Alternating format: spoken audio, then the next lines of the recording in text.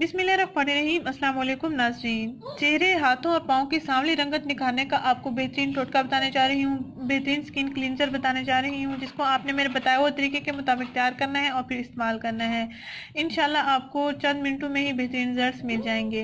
अगर आप इनका रोजाना इस्तेमाल करेंगे तो आपकी स्किन बहुत अच्छी हो जाएगी, सॉफ्ट हो जाएगी। सर्दियों का मौसम चल रहा है तो स्किन बहुत ड्राई हो जाती है या खुजली हो जाती है, तो स्किन को सॉफ्ट और साफ सुथरा बनाने के लिए आपको ये बेहतरीन टिप बताने जा रही हूँ। आइए इसको बनाते हैं। इस टिप को तैयार करने के लिए आपने सिर्फ दो चीजें लेनी है जो आपको घर में आसानी से अवेलेबल होंगी। 1 चम्मच आपने दही लेना है और 1 अदद लेमन ले लेना है।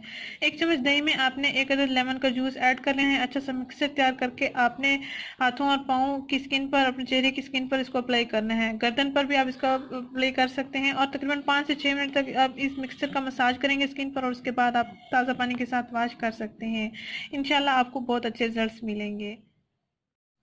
तकरीबन 1 चम्मच मैंने दही लिया है, इसमें आपने 1 अदद लेमन जूस को ऐड कर लेना है। लीमू के बीज आप निकाल सकते हैं ताकि ये स्किन पर लगाने से, स्किन पर रगड़ने से खारिश ना करें। ऐसे ही आपने मिक्सर तैयार कर लेना है। ये वाइटनिंग क्रीम के तौर पर भी आप इसका इस्तेमाल कर सकते हैं। ये क्रीम के तौर पर ये भी बन गया है, क्रीम जैसा ही बन गया है, क्रीमी फॉर्म हो गया है।